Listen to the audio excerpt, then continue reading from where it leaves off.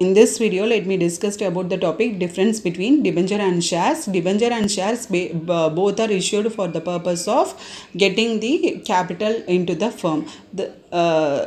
Getting capital into the firm. So here we are going to discuss about the topic difference between debenture as well as the shares.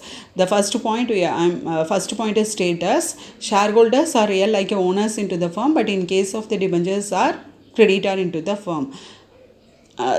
Because shareholders getting from the profit they are getting the dividend, but in case of the debentures, whether the profit or loss is there into the firm, they used to get the interest every time. So that is what we are segregated as shareholder as owner, debenture as an creditor. So the next point is voting rights. So shareholder get the voting rights. They are used to participate in they used to participate in the management events too, but in the case of the debenture holder, they won't get any voting rights because they are a creditor into the firm.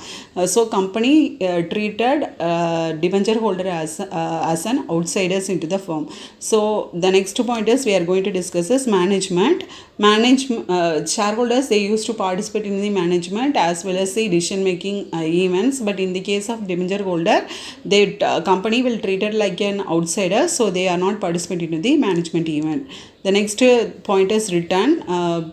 Debenture holder getting interest periodically, but in case of the shareholders, they used to get the dividend at the time of profit occur into the firm.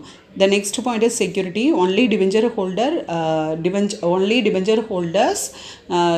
getting the company asset as security, but in case of the shareholder, the company will not provide any security. The next point is repayment. Redeemable preference shares only can redeem at the particular point of period of time. In case of any shares, they will not redeem. Only at the time of finding it only they can get back their amount. But in case of the debentures also, redemption is there. So at a particular point of time, redeemable shareholder redeem as per their agreement. Then the next point is tax advantage.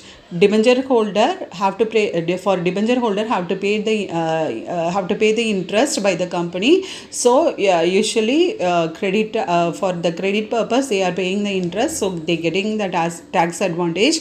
But in case of the shareholders, they used to get the dividend from the profit. Dividend is provided by the to the shareholders. So normally shareholder dividend will not get any tax advantages.